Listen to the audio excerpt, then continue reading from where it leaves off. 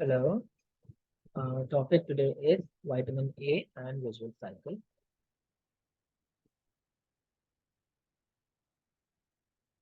Now, a brief overview regarding the classification of vitamins. Now, as we all know, vitamins are classified into fat-soluble vitamins and water-soluble vitamins. In fat-soluble vitamins, we have vitamin A, vitamin D, vitamin E, and vitamin K. And in water-soluble vitamins, we have B-complex vitamins and non-B-complex vitamins. In B complex, we have vitamin B1, B2, B3, folic acid, which is B9 and B12. Okay. Now, in non-B complex vitamin, we have vitamin C. Now, basically, what is the difference between fat-soluble vitamin and water-soluble vitamin? Fat-soluble vitamin, as the name suggests, okay, they're soluble in fat, okay, and they're stored in the liver and fatty tissue. And they're not readily excreted from the body. Okay, they can be stored in the body. Whereas the water soluble vitamins are concerned, they are basically they travel in the blood and they are stored in limited amounts. Okay, and they're not stored in the liver and the fatty tissue like the fat soluble vitamins. Okay, and these are readily excreted from the body in the form of urine. Now, as mentioned earlier, if you talk about water soluble vitamins, you cannot take a lot of water soluble vitamin, right? The toxicity of water soluble vitamin is very rare. Whereas if you talk about fat soluble vitamin, if you take those vitamins in excess, like vitamin A, vitamin D, vitamin E, and vitamin K, they can cause toxicity. Why? Because they are stored in your body. Okay. So for that reason alone, if you take in excess fat soluble vitamin, they can cause toxicity, whereas toxicity regarding water soluble vitamin is very rare. Okay. Now we're talking about, hold on a second. Okay, I'm talking about absorption. First, we will discuss fat soluble vitamins. They are released, absorbed, and transferred in the body only with the fat of diet. Okay. Whereas the water soluble vitamins, they are absorbed from the intestine. Talking about storage, fat soluble vitamins can be stored to significant quantities. Okay, and they're primarily stored in the liver or adipose tissue. Okay, whereas the water soluble vitamins they cannot be stored to any significant quantity. Now moving on to toxicity, as mentioned earlier, fat soluble vitamins they can cause toxicity, like for example vitamin A and vitamin D. Whereas water soluble vitamins are not toxic. Toxic. Why? Because they're not stored in large amounts in the body. Okay. Now, talking about excretion, fat soluble vitamins are excreted through the intestine in the form of feces. Okay. Whereas water soluble vitamins, they are excreted through the kidneys in the form of urine. Now, what is vitamin A? Vitamin A is also called retinol. Okay. It belongs from a family of retinoids. Okay. And what are the functions of these retinoids or vitamin A? Vision, reproduction, growth, and maintenance of epithelial tissue. Now, vitamin A, if we talk about like the active forms of vitamin A, we need to keep in mind these three names: retinol, okay, retinoic acid, and retinal. Okay, these are the three active forms of vitamin A. Now, what is the precursor form of vitamin A? Beta carotene is the precursor form of vitamin A. Okay, it can be converted to active form of vitamin as it is needed. Okay, now discussing the structure of vitamin A. Retinoid include both natural and synthetic forms of vitamin A. Okay, Now we will discuss all the active forms and also the precursor form. Okay, now let's just start off with retinol. Okay, as the name suggests, retinol, it is an alcohol. Primarily, it is an alcohol and it contains a beta iodine ring with an unsaturated side chain. Okay, it is found in animal tissue as retinyl ester with long chain fatty acids. Okay, now talking about retinol. Retinol, as the name suggests, it is an aldehyde and it is derived from the oxidation of retinol. Okay, and retinal and retinol, they're both interconverted. They can be interconverted into each other depending on the need. Now, third is retinoic acid. It is an acid which is derived from the oxidation of retinal. Okay, and it cannot be reduced in the body, and it cannot be converted to retinal or retinol. Once it is retinoic acid, then it cannot go back to retinal or retinol. Okay, so retinol is converted to retinal, and retinal then can be oxidized to retinoic acid. And from here onward, once it is retinoic acid, it cannot go back to retinal or retinol. Okay, now talking about the fourth one, the precursor of vitamin A, which was beta carotene. Primarily plant foods, they contain beta carotene. Beta carotene in the intestine will yield two molecules of retinal. Okay. Vitamin A activity of beta carotene is 1/12 of retinol. Now, talking about storage of vitamin A, retinol is stored primarily in the liver and adipose tissue, right? As mentioned earlier, vitamin A is stored in the liver and adipose tissue, right? So basically, retinol is stored in liver and adipose tissue. In what form? It is stored there in the form of retinal ester. Okay. Now talking about the transport of vitamin A, dietary retinol, the one that we consume in diet. Okay. It is transported as retinal ester in chylomicron, and it is going to go as retinal ester in chylomicron to the liver. Okay, and in the liver again it is stored as retinal esters. Okay. Now retinol is secreted by the liver when it is going to the target organ in association with the plasma binding protein, which is called retinol binding protein.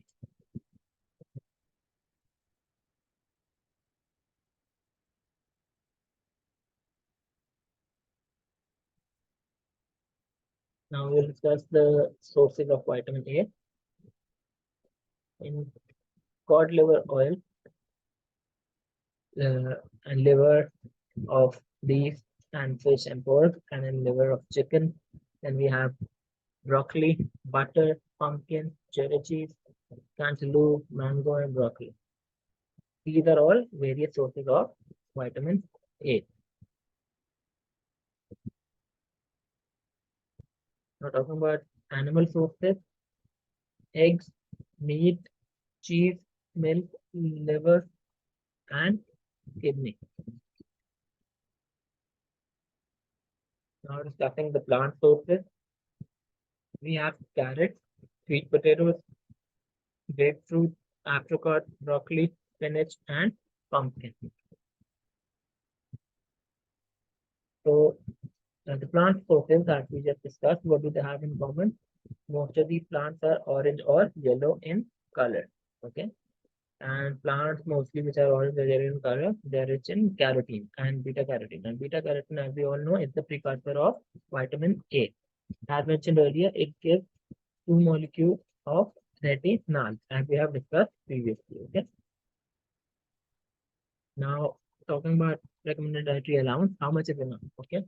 In children, we have about 2,000 to 3,500 international units of vitamin A. In men, about 3,000 international units.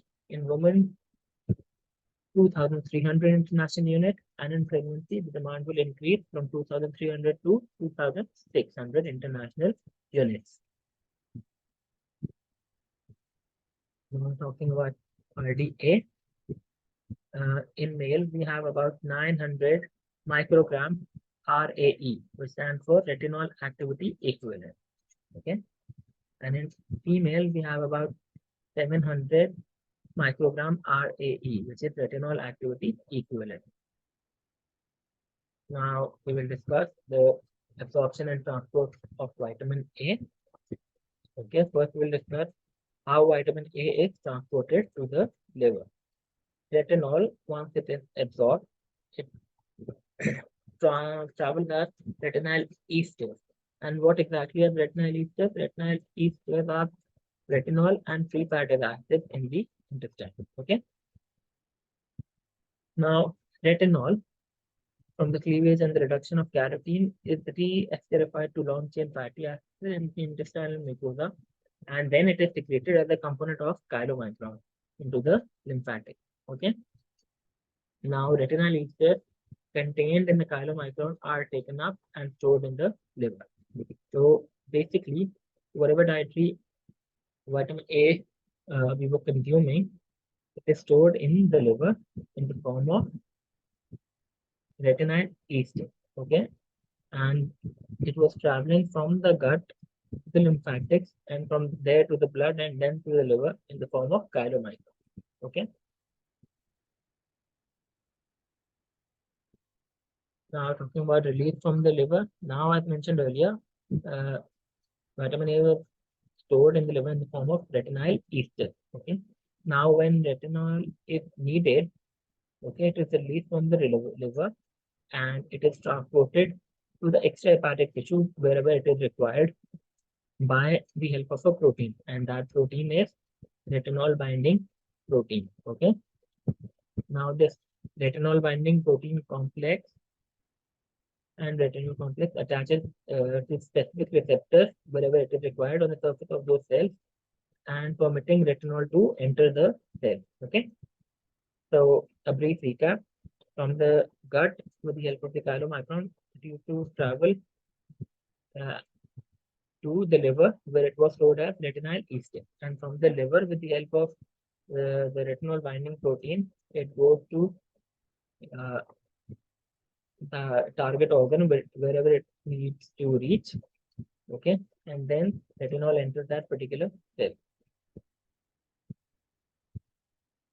So basically, in order to travel from the liver to the target organ, it goes with the help of the protein, which is retinol binding protein. Now, what are the functions? It is needed for night vision, as we all know. It is also needed for protein synthesis. It plays a role in cell differentiation. Okay. It is also required to build healthy epithelial and mucous tissue, and also required in order to maintain a healthy cornea. Okay. It also has a role in reproductive health, like in sperm production and fetal development and sexual maturation. And vitamin A is also required for bone growth. Now, beta carotene functions, as we all know, it is a precursor to vitamin A and it gets basically converted to retinal. Okay, and beta carotene is also an antioxidant.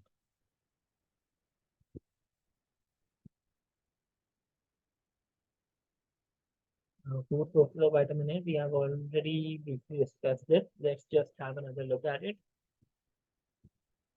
All animal sources in fatty portion of the food, dairy products, egg, meat, liver, fortified skimmed milk and margarine. Okay, and talking about plant sources, we have all plants, yellow, orange, okay, carrots and apricots. Basically, all of these will have beta carotene again, which is a precursor of vitamin A, which will ultimately convert to vitamin A. Okay. Now, what are the signs of deficiency? Night blindness, as we all know, is a sign of vitamin A deficiency. Apart from it, decreased resistance to infection. Okay, and as vitamin A also had a role in maintaining a healthy epithelium, so deficiency of vitamin A will also make the skin dry and also the hair and nail dry. Now, what is night blindness? Now, as you all know, vitamin A deficiency causes night blindness. It is one of the earliest signs of vitamin A deficiency. So, what exactly happens in night blindness? What happens is the person who has night blindness, it becomes very difficult for that particular individual to see in dim light. Okay. Now, moving on to xerophthalmia.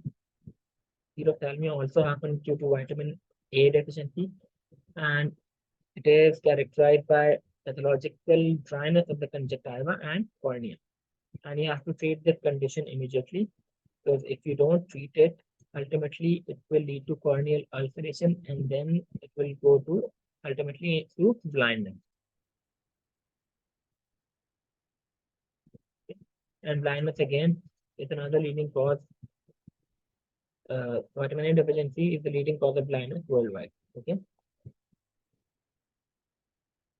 Now, who exactly is at risk for deficiency? Young children and children with inadequate health care and adults in countries where there is deficiency of vitamin A or measles for that matter. Adults or children with disease of pancreas, liver, intestine, or inadequate fat digestion or absorption. Now, as we have mentioned earlier, consuming large doses of vitamin A can be toxic.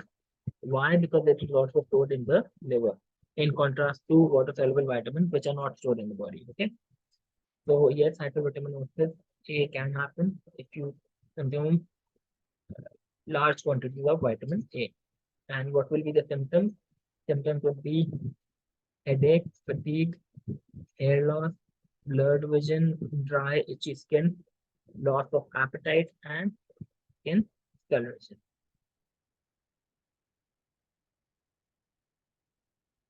Now, what are the other side effects?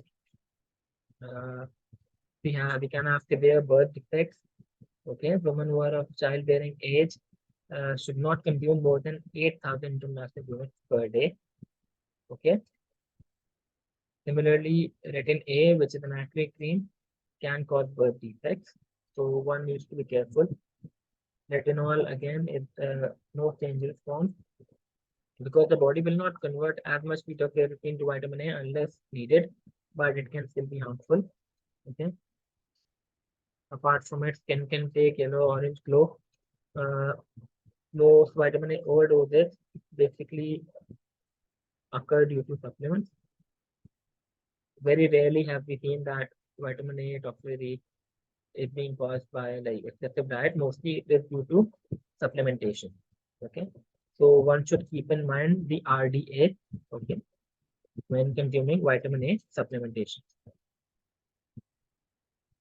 Now, what are the foods that are highest in vitamin A? Liver, as we can see, has a very high number, about 30,000 international units, 3 ounces of liver. Fortified milk again is rich in vitamin A. Other foods high in vitamin A are carrot juice, mango, sweet potatoes, spinach, cantaloupe, and vegetable food. Now, as we have previously discussed, liver had the highest amount of vitamin A. Okay, so 1 ounce of polar bear liver contains enough vitamin A to kill a person.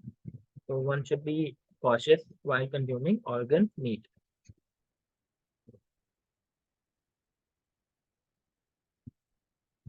Now we will discuss visual cycle. Okay, vitamin A is a component of the visual pigment. Rhodopsin and rhodopsin of the rod and bone cell. Okay, rhodopsin, as we all know, it is the visual pigment of the rod cell of the retina, and it is consists of 11 cis retinal, which is specifically bound to a protein called opsin. Okay, so what exactly is rhodopsin made of? 11 cis retinal and opsin. Okay, now what happens is when rhodopsin is exposed to light, we have a series of photochemical isomerization, okay, which result in the bleaching of the visual pigment, and as a result of it, uh, we have initially in rhodopsin if you remember, we had rhodopsin was made up of 11 cis retinal and opsin. But when that rhodopsin is exposed to light, it sort of degrades or breaks down into all trans retinal and opsin. Okay. Now this reaction, it triggers a nerve impulse that is transmitted by the optic nerve to the brain. Okay. Now regeneration of rhodopsin requires isomerization of all transretinal back to 11 cis retinal. Okay.